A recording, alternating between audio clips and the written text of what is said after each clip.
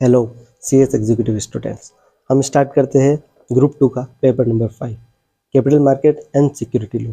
सबसे टफेस्ट जो सब्जेक्ट होता है इस ग्रुप का वो सिक्योरिटी लॉ ही होता है। बट बिलीव में अगर आपके कॉन्सेप्ट क्लियर हो जाते हैं, आपके रेगुलेशन के पीछे का इंटेंशन पता पड़ जाता है तो 50% आपका काम वही हो जाता है। अगर आपको पता पड़ गया कि हाँ ये रेगुलेशन बनी क्यों है तो उसके अंदर क्या क्या होना चाहिए वो 50% आप खुद ही लिख सकते हो। बट बाकी का जो 50% है वो आपको याद करना ही पड़ेगा, आपका ब्रेन तो यूज़ करना ही है आपको। ठीक है, इस वीडियो में हम क्या करेंगे, चैप्टर वाइज उठाएंगे और चैप्टर वाइज का रिवीजन करेंगे। एक वीडियो में मैं आपको एक चैप्टर का पूरा रिवीजन कराऊंगा, प्लस साथ में बताऊंगा कि है ना जो टॉपिक हम पढ़ रहे हैं उसको लाने का पीछे का कारण क्या है, या फिर उस कॉन्सेप्ट को रखने का उसका पीछे इंटेंशन क्या है। जनरली हमें पता ही होता है कि कौन सा लॉ किसके लिए ऊपर एप्लीकेबल होता है। जैसे कि कंपनी लॉ की बात करें हम तो कंपनी लॉ एप्लीकेबल होता है कंपनीज के ऊपर। इनकम टैक्स की बात करें हम तो इनकम टैक्स एक्ट एप्लीकेबल होता है कोई भी इंसान इनकम कमा रहा है उसके ऊपर। लेबर लॉ की बात करें तो हमारे को पता है लेबर के राइट्स ऑब्लिगेशन वगैरह सारे लिख रखे लेबर लॉ के अंदर। पर सिक्योरिटी लॉ की बात करें तो क्लियर नहीं हो पाता है कि हाँ ये किसके ऊपर एप्लीकेबल होता है। तो सिंपली बता दूँ कि ये जो सिक्योरिटी लॉ है वो एप्लीकेबल होता है कंपनीज के ऊपर। तो कंपनीज एक्ट भी एप्लीकेबल होता है। कंपनीज एक्ट एक जनरल लॉ है जो हर कंपनीज के ऊपर एप्लीकेबल ही होता है। बट उसमें से एक टाइप ऑफ कंपनी होती है जिसको बोलते हैं हम लिस्टेड कंपनी। उस लिस्टेड कंपनी के ऊपर एप्लीकेबल होता है हमारा सिक्योरिटी लॉ। कह सकते हैं कि जनरल लॉ है कंपनी लॉ और स्पेसिफिक लॉ है वो है हमारा सिक्योरिटी लॉ। कंपनीज एक्ट सबके कंपनी के ऊपर एप्लीकेबल होता है बट सिक्योरिटी लॉ एप्लीकेबल होता है ओनली लिस्टेड कंपनी के ऊपर। अब लिस्टेड कंपनी क्या है ये हम थोड़ा सा आगे डिटेल में डिस्कस करते हैं। यहाँ पे हम सब्जेक्ट डिस्कस करते हैं capital market and security law. पहले इसका नाम था security law and capital market, जिसको बदल के कर दिया गया है capital market and security law. जहाँ पे कैपिटल मार्केट हमारा 40 मार्क्स का कवर करता है पार्ट 1 के अंदर और पार्ट 2 के अंदर सिक्योरिटी लॉ कवर करता है 60 मार्क्स का। देखा जाए तो सिक्योरिटी लॉ के अंदर 12 चैप्टर है कुल जो पार्ट बी में है और 60 मार्क्स के है। उसमें से 50% जो पार्ट ए का कोर्स है वो पार्ट बी में ही कवर हो जाता है। बाकी का 50% ही आपको पढ़ना पड़ता है, क्योंकि जहाँ आप सिक्योरिटी लॉ में पढ़ोगे उसमें बहुत सारे टॉपिक ऐसे हैं जो पार्ट ए के हैं, पर उनको अगर पार्ट बी में नहीं पढ़ाऊंगा तो पार्ट बी पूरा समझ में नहीं आएगा। तो पार्ट बी के अंदर ही आपके पार्ट ए के 50% ऑफ द टॉपिक क्लियर हो जाएंगे। याद रखना कैपिटल मार्केट 40 मार्क्स का है और सिक्योरिटी लॉ 60 मार्क्स की है। पार्ट ए की बात करें तो यहाँ पे हमारे पास में 7 चैप्टर है। चैप्टर के नाम बता रहा हूँ, basic of capital market, secondary market in India, security contract regulation act जिसको हम बोलते हैं SCRA, security and exchange board of India जिसको हम बोलते हैं SEBI, law governing to depository and depository participant depository act कह सकते हैं, सिक्योरिटी मार्केट इंटरमीडियरी, पब्लिक और कंपनी के बीच में जो इंटरमीडियरीज होती है वो international financial services centre authority. वही बात करें हम पार्ट बी की जो 60 मार्क्स कंटेन करता है जिसके अंदर 10 चैप्टर है। Issue of security, issue and listing of non convertible security, listing obligation and disclosure requirement, acquisition of share, prohibition of insider trading, prohibition of fraudulent and unfair trade practices, mark delisting and buyback of shares, mutual fund, collective investment fund. अब इन दोनों part का मैं आपको एक simple सा chart बताता हूँ जिसमें आपको क्या क्या पढ़ना है। इस सब्जेक्ट के अंदर आपको 3 तो एक्ट पढ़ने में, स्केरा एक्ट जो सिक्योरिटी कॉन्ट्रैक्ट रेगुलेशन एक्ट भी कहते हैं इसको, SEBI act, security exchange board of India और एक डिपॉजिटरी एक्ट, ये 3 तो एक्ट पढ़ने। रेगुलेशन है आपकी 11 रेगुलेशन। मैं आपको ब्रीफ नाम बताता हूँ और वे कब एप्लीकेबल होगी वो भी बताता हूँ। सबसे पहले होती है SEBI ICDR regulation, issue of capital and disclosure requirement. जहाँ पे क्या होता है कोई भी कंपनी पब्लिक को शेयर इशू करती है तब ये रेगुलेशन उसके ऊपर एप्लीकेबल होती है। सेकंड, जब वही इशू करती है पर कैपिटल नहीं करके नॉन कन्वर्टेबल सिक्योरिटी इशू करती है तो एप्लीकेबल होती है SEBI issue and listing of non convertible security NCS regulation. SEBI SBEB मतलब share based employ benefit and sweat equity regulation, मतलब अपने एम्प्लॉयज़ को कोई भी शेयर्स का ऑप्शन देना, स्कीम देना, या फिर कंपनी जब स्वेट इक्विटी शेयर इशू करती है तब ये रेगुलेशन एप्लीकेबल होती है। SEBI LODR regulation, listing obligation and disclosure requirement, ये एप्लीकेबल होती है कंपनीज की जब कंपनी लिस्टेड हो जाती है। मतलब लिस्टेड हो गई उसके बाद में सेबी LODR उसके ऊपर एप्लीकेबल हो जाएगा परमानेंटली, भले वो कुछ काम करे न करे। SEBI SST regulation, substantial acquisition of shares and take over, जब कंपनी एक स्पेसिफिक लिमिट से ज़्यादा कोई क्रॉस करता है, उसको एक्वायर करता है, तब ये रेगुलेशन ओपन होती है। SEBI prohibition of insider trading, कोई अंदर का ही व्यक्ति जिसके पास अंदर की इंफॉर्मेशन है वो कंपनी के शेयर्स में डील करके उससे बेनिफिट उठाना चाह रहा है जो कि अनफेयर है, तो उसको रोकने के लिए जो रेगुलेशन है वो यहाँ पे है। SEBI prohibition of fraudulent and unfair trade practices, कोई भी गलत तरीके से शेयर्स में डील कर रहा है उसको रोकने के लिए रेगुलेशन ये है। SEBI delisting of equity share, listing करनी है तो आईसीडीआर रेगुलेशन एप्लीकेबल हो जाएगी, और वही कंपनी को डीलिस्ट करानी है तो ये delisting of equity share regulation applicable होगी। कोई company SEBI buyback of securities regulation, कोई कंपनी अपने शेयर्स को बायबैक करना चाहती है, वापस खरीदना चाहती है, तब ये एप्लीकेबल होगी। सेबी म्यूचुअल फंड रेगुलेशन और SEBI collective investment scheme regulation, ये दोनों अलग टॉपिक है, इनको जब हम पढ़ेंगे तब इन डिटेल डिस्कस करेंगे। बट ये बात याद रखो, ये सारे मैंने बोली, जो कंपनी शेयर्स इशू करनी है, नॉन कन्वर्टेबल डिबेंचर इशू कर रही है, सर्टिफिकेट इशू कर रही है, बायबैक कर रही है, सब्सटेंशियल एक्विजिशन कर रही है, सारी जो कंपनीज की बात करी वो सारी कंपनी लिस्टेड कंपनी की बात कर रहा हूँ मैं। तो नेक्स्ट टॉपिक देखते हैं कि ये लिस्टेड कंपनी होता क्या है और हमारा सेबी लॉ, सिक्योरिटी लॉ किसके ऊपर एप्लीकेबल होता है। एप्लीकेबिलिटी ऑफ सिक्योरिटी लॉ, सबसे पहले अगर डिस्कस करें हम तो कंपनी क्या होती है। कंपनी मतलब एक बॉडी जिसके अंदर है ना कुछ लोग पैसा इन्वेस्ट करते हैं, वो काम करती है, बिजनेस करती है और अपने प्रॉफिट को अपने शेयर होल्डर्स में बांट देती है। सिंपली देखा जाए तो दो टाइप ऑफ कंपनी होती है, private company and public company. Private company वो कंपनी जो सेलेक्टेड ग्रुप ऑफ पर्सन से पैसा लेती है in the form of a capital और उनको शेयर्स दे देती है और उस पैसे से बिजनेस करके प्रॉफिट कमाती है और प्रॉफिट अपने शेयर होल्डर्स में बांट देती है। वही बात करूँ मैं पब्लिक कंपनी की, तो पब्लिक कंपनी में कंपनीज एक्ट के अकॉर्डिंग मिनिमम 7 मेंबर होने चाहिए और मिनिमम 3 डायरेक्टर होने चाहिए। 7 मेंबर मिनिमम कंपनीज बनाएंगे और उस कंपनी का फायदा क्या होगा, वो पब्लिक की कंपनी है, मतलब उसके जो शेयर होल्डर है वो अपने शेयर्स को किसी और पर्सन को बिना किसी रेस्ट्रिक्शन के ट्रांसफ़र कर सकते हैं। यही बात करता हूँ मैं प्राइवेट कंपनी में, तो प्राइवेट कंपनी के शेयर ट्रांसफ़र रेस्ट्रिक्टेड है, वो बिना दूसरे के अप्रूवल के ट्रांसफ़र नहीं कर सकते। वही बात करूँ मैं पब्लिक कंपनी की, तो पब्लिक कंपनी में शेयर्स जो है वो ट्रांसफ़र कर सकते हैं ईजिली बिना किसी के अप्रूवल से। नेक्स्ट देखा जाए तो पब्लिक कंपनी के अंदर भी दो बाइफर्केशन है, public listed company, public unlisted company. Public listed company वो कंपनी होती है जिसने अपने शेयर्स को स्टॉक एक्सचेंज पर लिस्ट कर रखा है। बस अभी इतना से याद रखो कि वो कंपनी जिसने अपने शेयर्स को लिस्ट करा रखा है स्टॉक एक्सचेंज पे उसे बोलते हैं लिस्टेड कंपनी, और जिस पब्लिक कंपनी ने अपने शेयर्स को लिस्टेड नहीं करा रखा है उसको बोलते हैं अनलिस्टेड पब्लिक कंपनी। अभी लिस्टेड कंपनी क्या होती है वो डिस्कस करने से पहले हम एक एग्जाम्पल लेते हैं। सपोज एक पब्लिक कंपनी है जिसके अंदर 7 शेयर होल्डर है।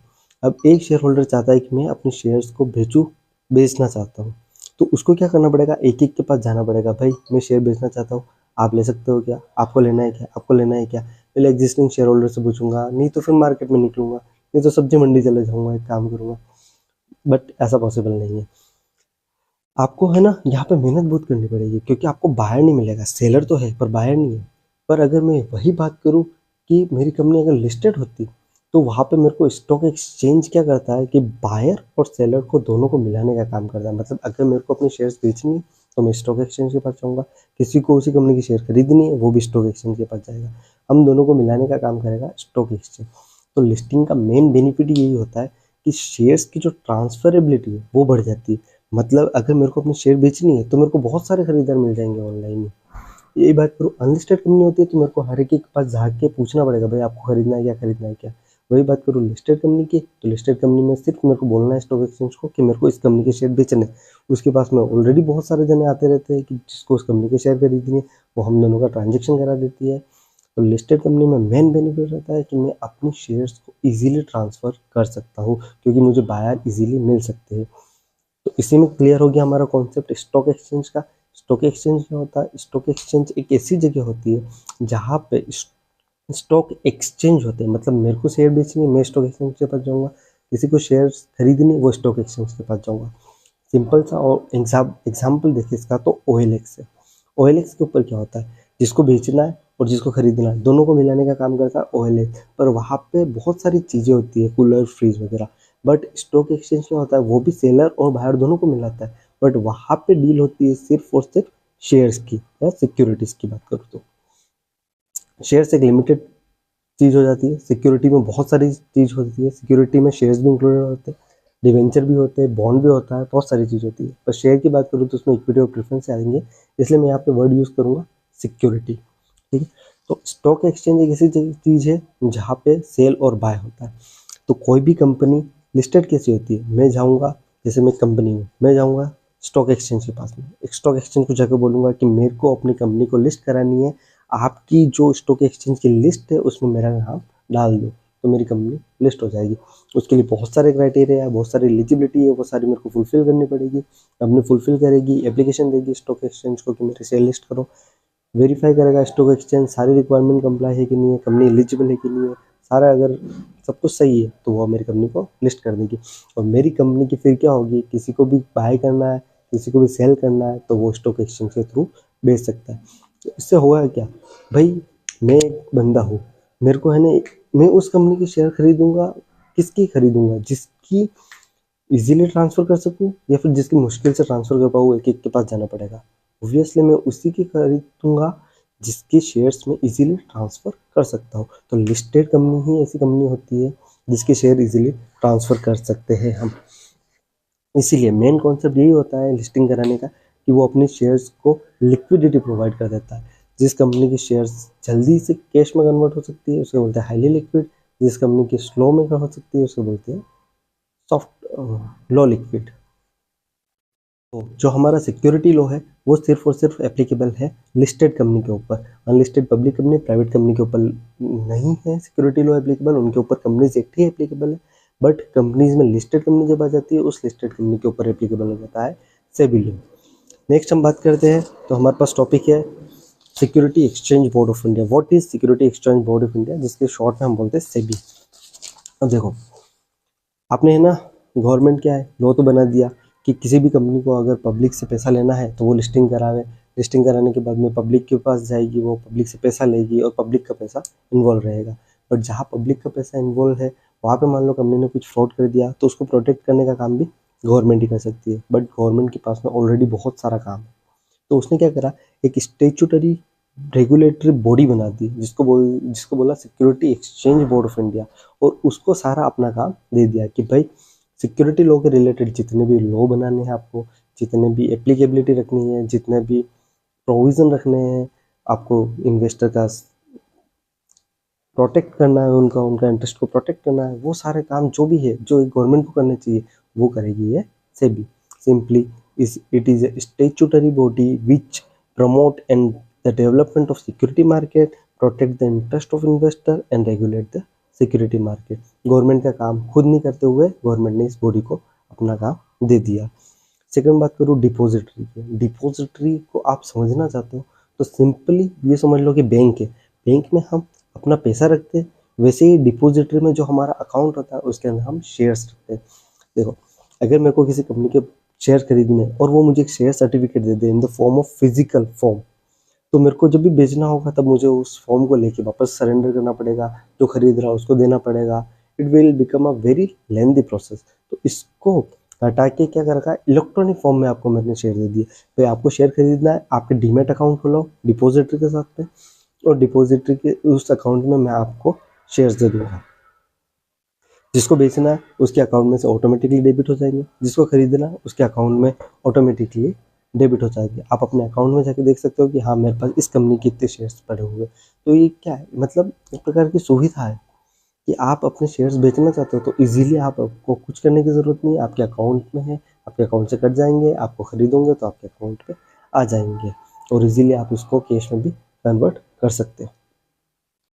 नेक्स्ट टर्म है हमारा primary market and secondary market. Primary market वो जिसमें फर्स्ट टाइम शेयर्स इशू होती है, जहाँ पे सेलर होता है हमारी कंपनी और बायर होता है पब्लिक। मतलब कंपनी अपनी खुद की शेयर्स इशू कर रही है पब्लिक को, फर्स्ट टाइम ट्रांजेक्शन हो रहा है कंपनी के और पब्लिक के बीच में, उस मार्केट को हम बोलेंगे प्राइमरी मार्केट।